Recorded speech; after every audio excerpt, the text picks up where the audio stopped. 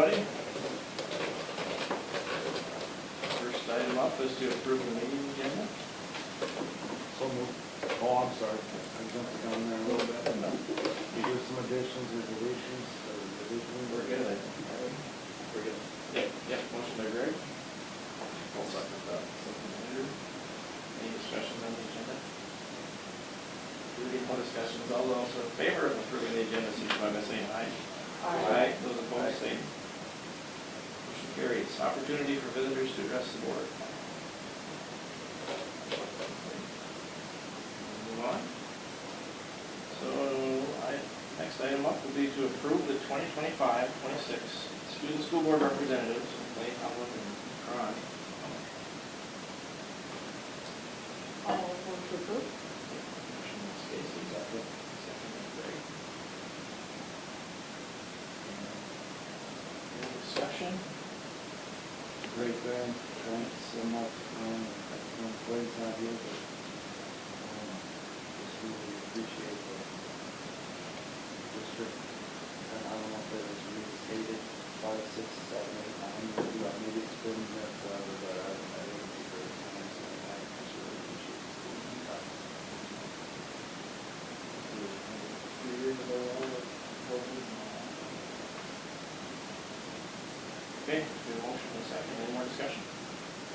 Hearing no discussion, all those in favor of approving your student school board representatives, signify by saying aye. Aye. Opposed, nay. It carries. Acknowledgements. We have Christensen Bus Company. We have, I thank Paul Renstead and Mark Grassroot. Summer programming staff. We have summer rec coordinator and coaches, summer school teachers and paraprofessionals, summer special education transportation.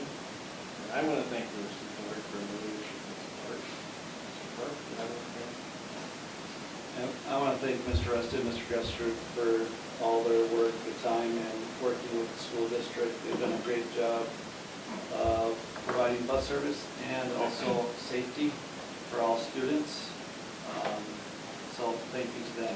Summer programming staff, thank you to all our staff this past summer of summer rec, summer school, and with our special ed transportation. Appreciate all their time and their effort during the summertime. And again, thank you to all of you for your time and support of our staff and administration. Thank you. All right, thanks.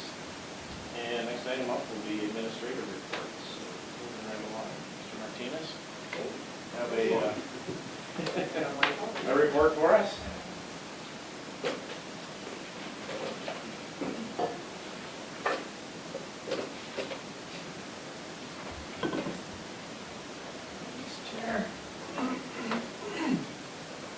All right, still trying to wake up. Here we go. We'll have the fiscal report for the month end of June. It is also the completion of our fiscal year. I'll go over some numbers and then what's to come forward. So in front of you, we have our year to date, and then we have the fiscal year 25 approved budget. We finished the year at 94.31% of collected revenue funds. Okay. If you guys remember me saying that the last couple of months that the state doesn't pay us 100%, they always retain about 10%. That is where that 5.7%. So in the books we have a month 13. Month 13, nobody sees it, only the auditors and myself see it, and that's where we do all the adjustments based on all the legislation that has come through. That's also where we book receivables. So this number is still yet to vary. Again, this number will grow because the revenue that we haven't collected is the receivables that the state owes us. Okay? So this number will vary between what you see here and then what you see when we present the audit in December. Okay? In terms of expenditures, we were right on mark. Okay, so from the approved budget to the actual expenditures, we were at 100%. So that's a pretty darn good margin. We were up of 0.73. Okay, some of these expenditures will move from one category to the other. And that is just gonna be to maximize on our categorical funding. So as you guys know, the state gives us unreserved funds, which we can use without restrictions. And then we get categorical funding that is used for those particular purposes. So between now and when we get audited in September, my job is to go through all $16 million of expenditures and allocate them to the correct tiers that they're eligible for to maximize our categorical funding and make sure our unassigned fund is okay. Comparison from last year, we were short in comparison from last year in terms of our revenue collection. But in terms of our expenditures, we actually did better than last year, so that's really good. Okay. Questions regarding year-to-date budget? Okay. So, like I said, between now and September, our job is to clean our books and turn the cleaner books we possibly could to the auditors and try to maximize our categorical funding so we can have a better turnaround. Okay, we'll go to page 2. Page 2 is our cash flow statement, and be showing you where we started with cash on hand and where we ended. We started our investment account with $6.8 million. We received $780,000 in revenue. From that, we withdrew $797,000 to cover all of our liabilities. We ended with $6.7 million in our investment account. We started our cash account in our bank account with $368,000, of which we received $939,000 in deposits. Part of this $939 is that $793 that we pulled from our investment account. We had total accounts payable. This is all the bills and all the liabilities that we paid. $714,000. We had total payroll of $569,000. And then we had a quick adjustment in receivable journal entries that I did, $1,159. For total $23,000 cash on hand in our bank account. Total cash on hand is $6.8 million. So pretty good, very comparable to where we ended last year. So good to be there. Okay. $6.8 million sounds like a lot, but we're right on target in terms of what it means for our fund balance. You guys saw on the Friday report where we are in terms with our title dollars. So right now, we still have no word in terms of when they will be distributed from the federal government to the states and the states to the schools. So between now and when we actually receive the title funds, this is what is going to cover that deficit. So, knock on wood that federal agencies work with state agencies and we receive those title funds. Okay. We'll continue on to page 2. Here's those adjustment journal entries that we did. Essentially just allocating some revenue that we collected into the right tier. Goes into the state basketball camp. They had a basketball camp here in the summer that the revenue came in into community education, but we actually gave it to their student activity account per the coach's request. Then just a quick adjustment in our flex account. This is something that I did to make sure our folks balance and match our flex account for an additional flex that came in at the end. Then the last pages, as always, it is all of the checks to go through our folk system. So if you guys have any question on those payables, please feel free to ask. Trying to multitask here so we can talk about the other pieces.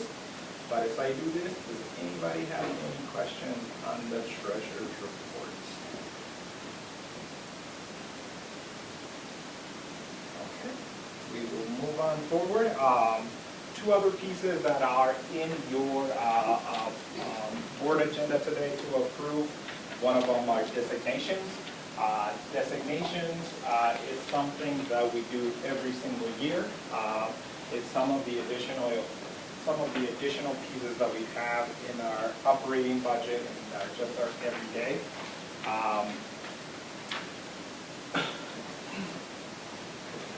No changes in terms of our, who our official newspaper is. We'll continue to have the Pelican Rapids Press continue to be our newspaper of choice. The second piece in terms of recommendation, no changes here. This is just the fiscal agencies that we do business with. So Computer Share is a branch from Wells Fargo, and that's who holds all of our debt. They were bought out by Computer Share 2 years ago. So again, Computer Share is a big financial agency where all of our debt is held. Minnesota National Bank is where we have our the district's checking accounts. And then the Minnesota School Liquid Asset Fund, this is where we hold our investment. This is where the majority of the public entities hold their financial investments. And again, people that are designated to make monetary movements for the school district, myself, Mr. Ford, and Emily Evans. Sorry. Went right to high school there. Yes, smokes. All right. All other pieces, again, talks about just regular school board meetings. I don't see any changes here, so we'll just keep on moving down.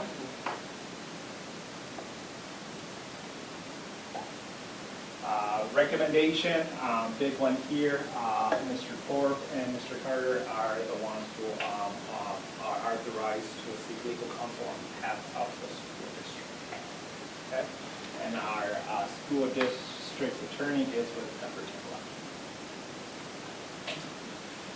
Driver education fees will continue to be at $300. Non-district students, $350.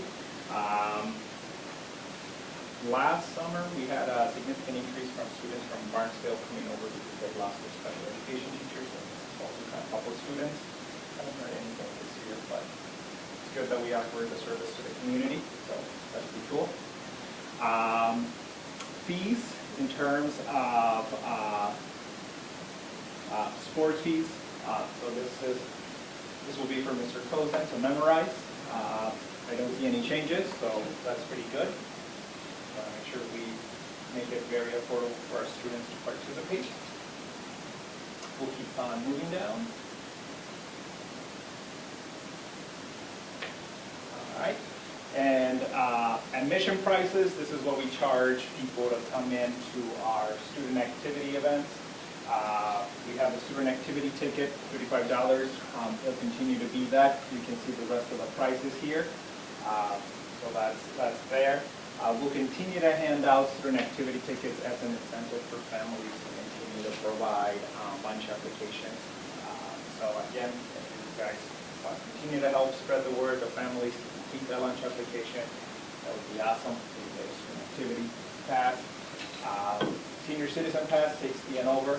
Again, any senior citizen can just come into our office, request an activity ticket, and we'll be happy to provide them. Okay.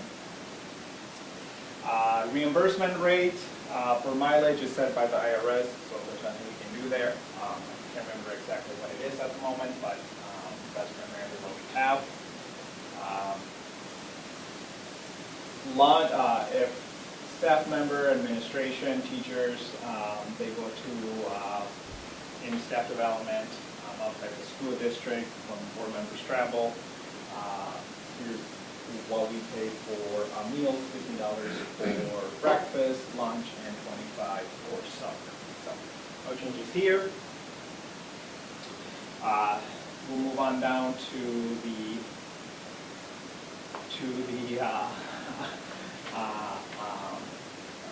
school board's stipends. I know we talked about it in detail last year, but I don't see any changes here. I'm just going to look around and see, Mr. Carter, are you okay with this recommendation?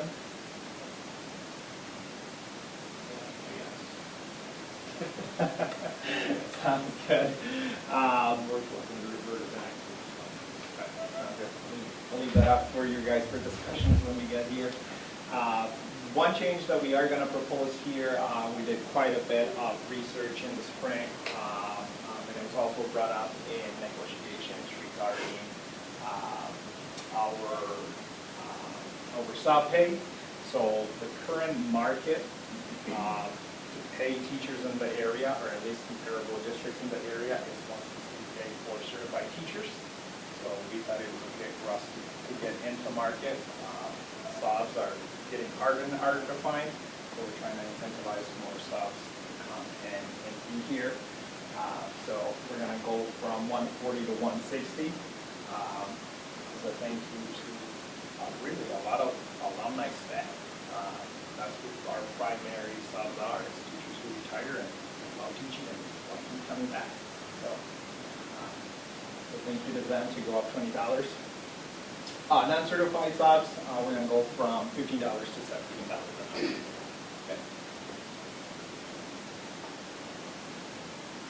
Okay. Meal prices, nothing changes here in meal prices.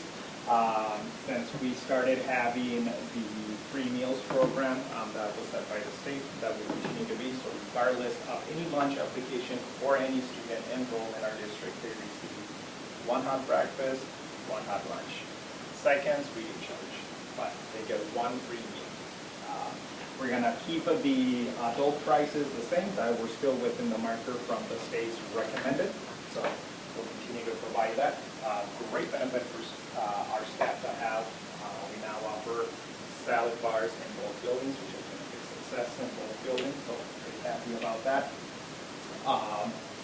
Questions regarding any of the designations that I went over? Yes. If we were to waive the recommendations with regard to the fees on, I don't even want to limit it just to the athletic event fees, but school theater productions, any type of outside events like that, if we were to waive all those, would that materially impact anything from a financial perspective to where we would be jeopardizing anything?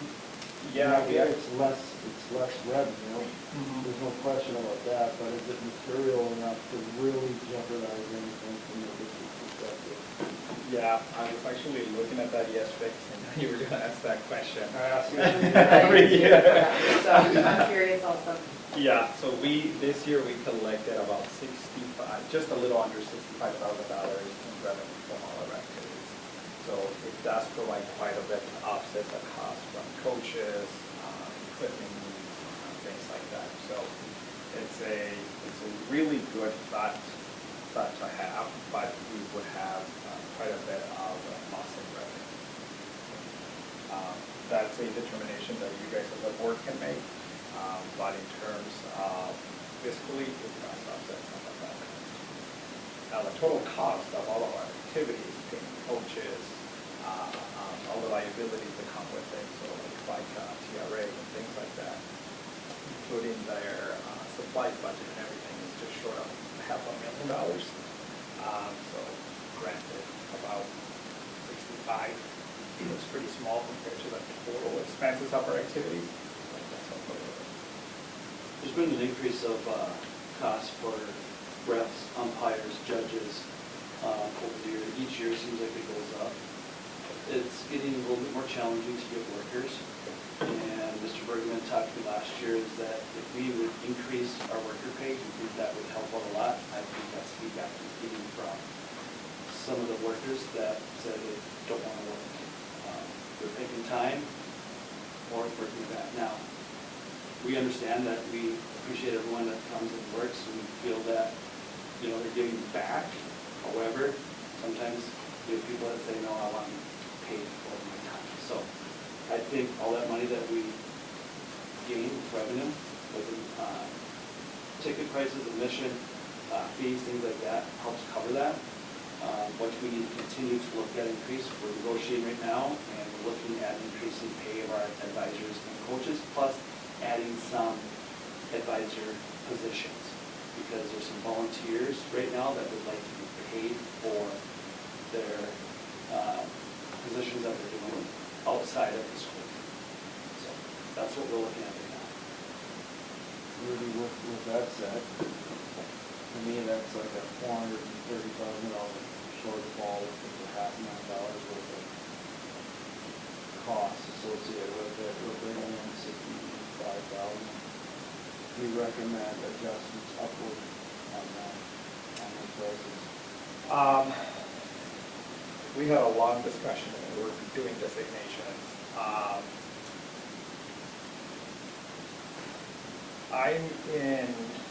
I'm in the same mentality though as you guys are, where we want to make it extremely affordable for families and students and community members to attend. I see this just as a small token to help offset some of the costs, and I don't necessarily want to increase the fees, just to make sure that a lot of our families can afford, whether it is a sport activity fee or it's an admission ticket. So, I travel quite a bit with the soccer team, different things, and I've seen even some of those admissions be between $12 to $15. Whoa, who can, you have a family of 5, I think, of the Genesheski's. It's pretty expensive. It's $100 a night. So, I think we want to be very sensible to our prices, and I think we want to keep them as low as possible, but yet try to recollect a little something that can help us with some of the costs. That's kind of where I landed in when we had this conversation previously. Finally, we, all athletic events, all events don't have a corresponding entry fee. We recommend all sports have a, for a fan to attend, for a family member to attend. Would you recommend we start implementing a fee for all events versus just, to the best of my knowledge, volleyball, basketball, and football? Correct. I believe those are the only 3 that we have athletic event fees. Yep. Would you recommend we expand that to baseball, track and field, softball, soccer, in an effort to generate additional revenue without raising what we've historically had in place for the fees for the other events? Yes, we had that conversation in detail. My recommendation would be yes. Again, being very conscious of when we charge other activities and making sure that the population that the sport serves meets those needs, and that we have the logistics for it. What I mean by that is when we talk about implementing a fee for soccer, we're right on a road. And I had a city employee approach me during sections because we put a table and then we had 2 of our staff members charging an admission entry fee. A city worker came by and said, "You can't be blocking the street." I was like, "There's one house back here, let me see how far that's in." She would be all right. So if we can find a way where we can house a safe place for our staff to be collecting the fees and things like that, I think it would make sense. It really comes down to looking at the event and can will the admission fee cover the workers?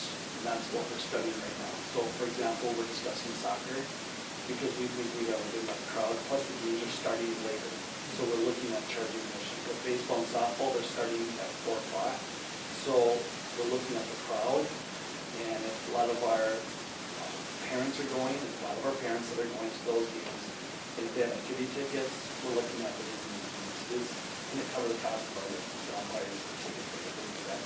If it can't, then we have it provided that. Now we're looking this year to implement that as well. Next year, there will be a breakdown of how much runs costs. That'd be kind of nice. Yep, we'll break everything down for you guys, so you guys can get a full report on it. Yeah, that would be, I think that would help paint the picture, so I'll have everything per activity, what generates, what we spend on it, things like that. And I know we've talked about this last year too, but that if it were ever a barrier for a family or a student to attend, give grace. Absolutely. Yeah, absolutely. Especially during those long winter months, and I think we can give this message out to even the day workers that come in charge and say, hey, we did this here, and have one, that's not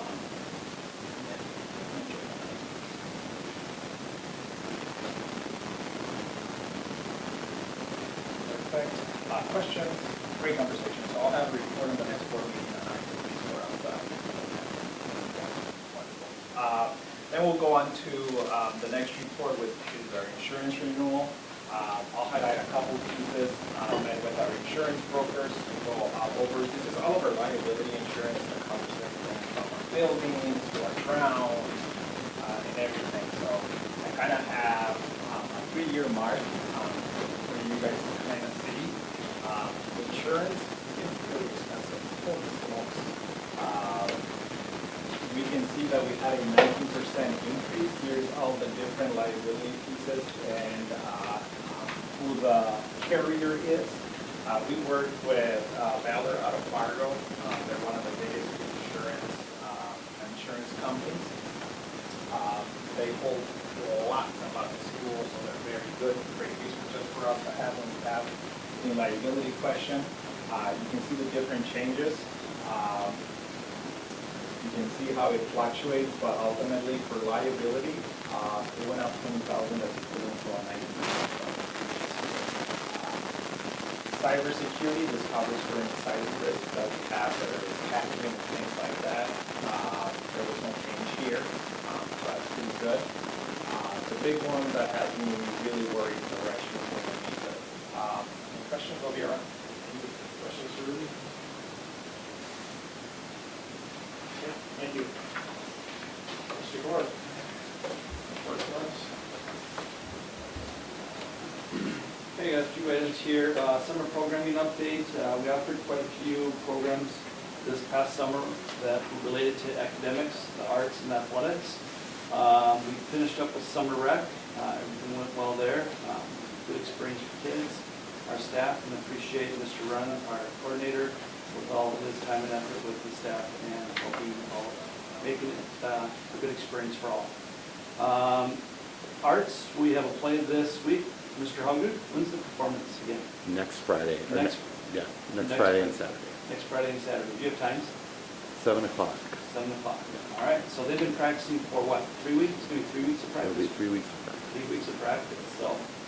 And that is directed by Miss White. Right. Yeah, good. Athletics, we had the summer rec with athletics, but we also had a lot of our current coaches and advisors that offered and volunteered their time this summer of offering practices, skills workouts, bringing them to events, so we appreciate all their effort that they did this summer. Community items, we had a lot of staff and students involved in different community activities this summer. Parades, we participated in the 4th of July parade with our Viking ship and the Pelican Fest. Rotary, we had kids and staff help serve turkey barbecue during Pelican Fest. We got the fly-in breakfast that staff and students will be serving on August 2nd. And then we have the Rotary Golf Scramble. So if you're interested in golfing or getting a team together, Rotary's having a golf scramble, just so you know that Rotary provides scholarships for our students. So it'd be nice to support Rotary. Also, Dr. Richardson, OMP Golf Tourney will be August 2nd. That's at 3 p.m. at Birchwood Golf Course. Rotary Golf Scramble is at 2 p.m. at Birchwood Golf Course, and they can contact Mr. Sorn for the Rotary. If anyone's interested in Dr. Richardson, I believe that there's a flyer out there, and I can get you information who to contact there. So, preschool and Head Start midday transportation reminder, just so you know, we'll be continued to provide transportation, drop off at daycare centers within 2-mile radius of the city of South Rapids, and also we go to the daycare center in Earhart. With preschool, we'll be having a meeting here. Remember, we went from 2.5 staff members to 2.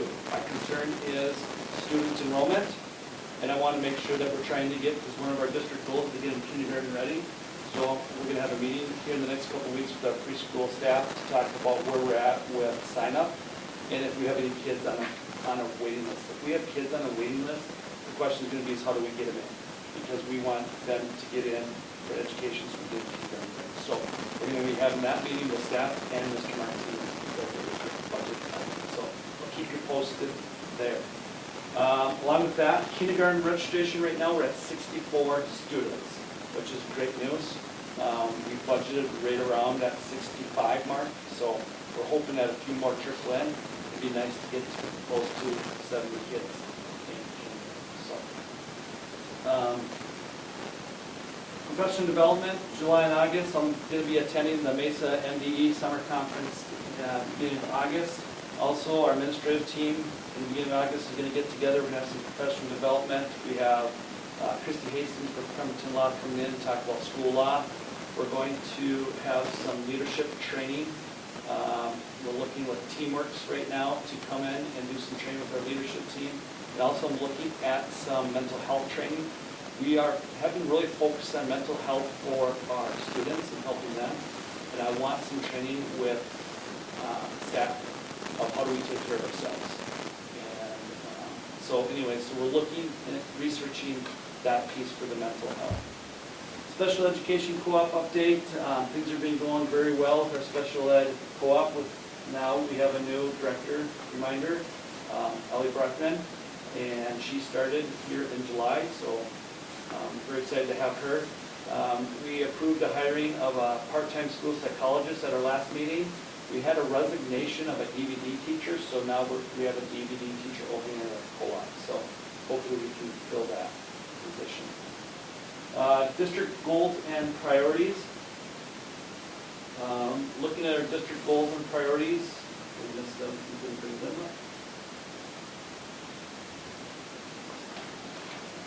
Not a whole lot of changes from last year. Our administration talked, met this spring, discussed them, looking at our goals and our priorities. And administration recommendation is to continue with our priorities of community engagement, educate the whole child, increase student enrollment, and sound and transparent financial practices.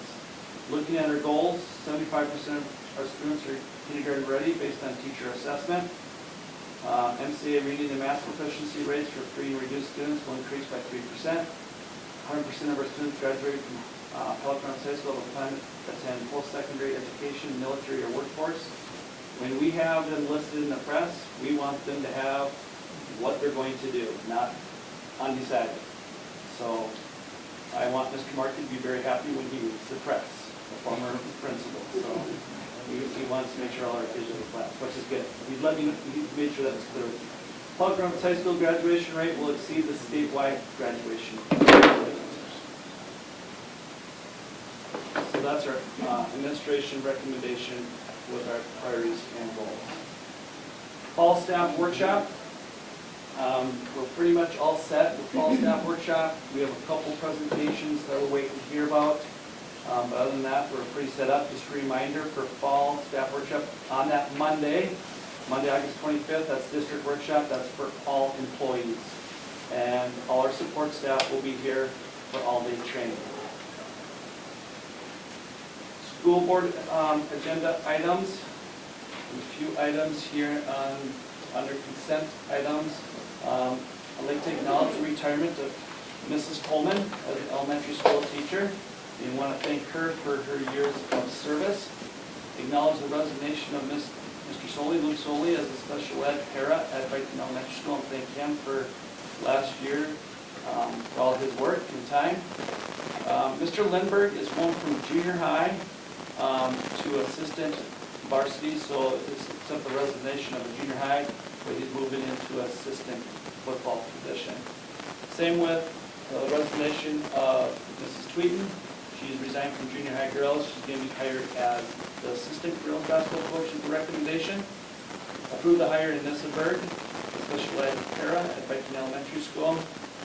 Approve the hire of Mr. Rare as junior high football coach. He will be replacing Mr. Lindbergh if approved. And then approve the hire of Mr. Evanson as assistant wrestling coach. He was a co-head coach and applied for the assistant coach. He would like to be the assistant coach of wrestling and help out Mr. Posey. And also approve the hire of Ms. Hall as head speech coach. This year she was the assistant. Membership renewal for MSBA, that's a yearly renewal, and same with MREA, and then the membership agreement with the legislature.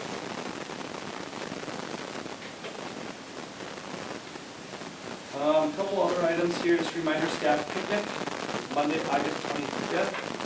Mrs. Evanson will be emailing out our planned staff picnic. Last year, we gonna have Mrs. Coach help us arrange the food and items. Do we wanna go with that again, or do we wanna go to a way we used to do it where each person provided, with items that they need? What do you like to do? Mrs. Coach help us out again? Okay. So we'll communicate with you if there's anything that we need, we'll let you know. Okay? Again, that's Monday, August 25th at 6 PM. That will be at the park in town. I have two other items. I want to acknowledge the loss of Kathleen Knudsen Olson, who passed away, former teacher, but also a substitute. And she worked right to the bell. And I remember last fall when she learned that I was subbing in for Mrs. Emerson of sub-calling, she gave me a long text to say, I'm willing to help out with sub to help you out, and I'm willing to do elementary. She did not want to do elementary, and I needed some subs in elementary. So just a great person, great teacher, made a huge impact on a lot of kids and her peers and staff, and we'll miss her. So our sympathy to her family and friends. And last, I'd like to introduce Davey Cozen, who is here with us this morning, who is our Dean of Students and Activities Director. Mr. Cozen, do you have anything for the board? Just nice to meet you guys, and really excited to be here and grateful for the opportunity. Report in August? His report, his report will come at the end of each fall, winter, and spring season. So, okay. Okay, any questions? I do, on our district goals, our priorities, I really appreciate our district priorities. And after attending some sessions at the MSBA conference and things, I'm wondering if we could maybe spend some time making specific goals for each of those priorities. I know our district goals here are important, but I think it may help give us some guidance too, and even have a mid-year measurement or check-in or something if we had specifics under each of those areas and our priorities. Session type action? Yeah. We work like SMARTY goals, right? So specific, measurable. Yeah. And we're going to work on exploring sport development this fall. Yep. That might be part of it. Yeah. We're contacting MSBA, Gail, Okay. and then we're talking to her about doing something. And I also just an acknowledgement to take away too, if there's some really good threads, text messages going on, just what a impact she made on a lot of athletes.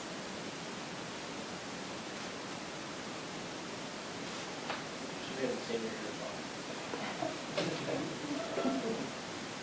Yeah, it was homeroom. Long time ago. Any more questions? Okay, we'll move on to some consent items. There's a couple things on here that I probably will have to abstain from. Consent items, we have approved board meeting minutes from June 18th, 2025, regular school board meeting, and June 23rd, 2025, special school board meeting.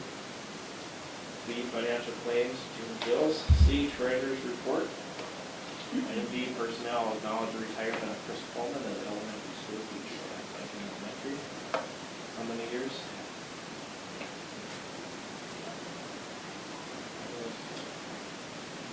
It's been several, so, over 20? Over 30. Over I'm 30? gonna say at least Okay. 35. 96? I'm gonna say it's 36, 37, or 38. Okay. I had it as 40. Okay. Acknowledge the resignation of Luke Soley as special education paraprofessional at Pelican Elementary. Acknowledge the resignation of John Aaron Woodberg as junior high football coach at Wheaton High School. Acknowledge the resignation of Nicole Tweeten as junior high women's basketball coach at the high school. Now approve the hire of Vanessa Berg as special education paraprofessional at the elementary. Approve the hire of John Aaron Woodberg as assistant football coach at the high school. Approve the hire of Andy Rurick as junior high football coach at the high school. Approve the hire of Nicole Tweeten as assistant girls basketball coach at the high school. Approve the hire of Dylan Eagleton as assistant wrestling coach at the high school. And approve the hire of Bridget Hall as head speech coach at the high school. Item E, approve the membership renewal with Minnesota School Board Association, MSBA, for 2025-26. Approve the membership renewal for the Minnesota Rural Education Association, 25-26. And approve the Lakes Country Service Cooperative Membership Agreement for the fiscal year 2026. So we have a motion and a second. So moved. Greg moves. We have a second. I'll second that. Andrew? Any discussion? I'm going to be abstaining because I'm on the board of directors for this meeting. And I'll be abstaining. So, all those in favor of approving the consent items, signify by saying aye. Aye. Those opposed, nay. Consent items carried. And you have a second. Move on to business items. Item A, approve the resolution accepting donations. We have a motion and a second. Move to approve the resolution. Accepting the motion. Motion by Greg, we have a second. Andrew, any discussion? Okay, we have a resolution accepting donations. I'm going to read it. Same title as said. Whereas every such acceptance shall be by resolution of the governing body adopted by a two-thirds majority of its members expressing such terms in full, therefore be it resolved, the School Board of Health Representatives Schools NXT 528 gratefully accept the following donations as identified below. So the Laura Clinic, $80 for student accounts, and Laura Clinic, $80 for the life. So this is a resolution, so how do you resolve, Andrew? Yes. Brenda? Yes. Molly? Nancy? Yes. Yes. Resolution carries. Approve the 2025-26 designations. I'll make a motion. Regarding the donations. Motion by Stacy, do we have a second?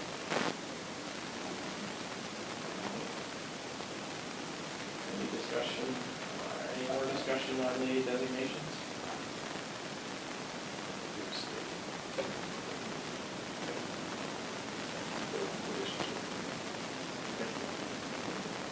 Any discussion? Hearing no discussion, all those in favor of approving the motions, by saying aye. Aye. Those opposed, nay. Designations carried. C, approve the 2025-26 district goals and priorities. Have a motion.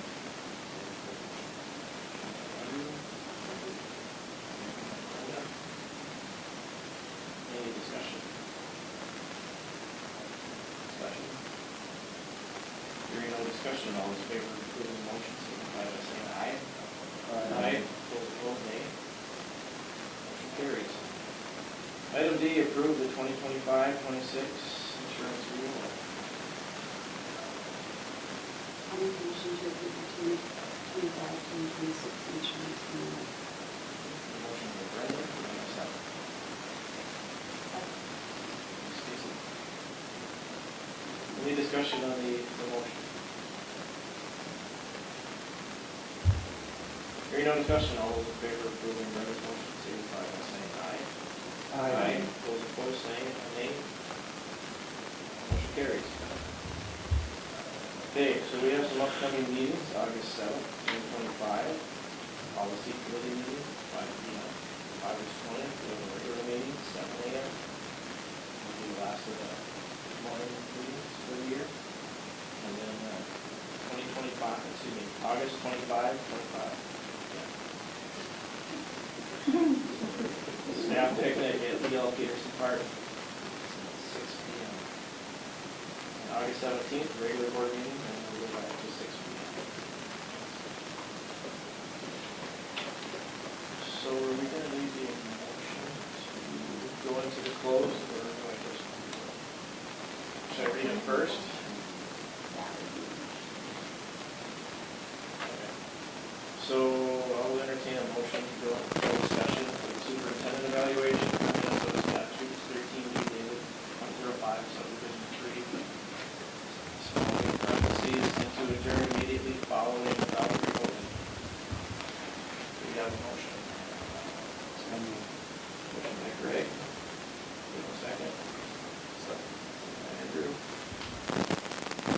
Any discussion? Hearing no discussion, all in favor of moving into a closed session,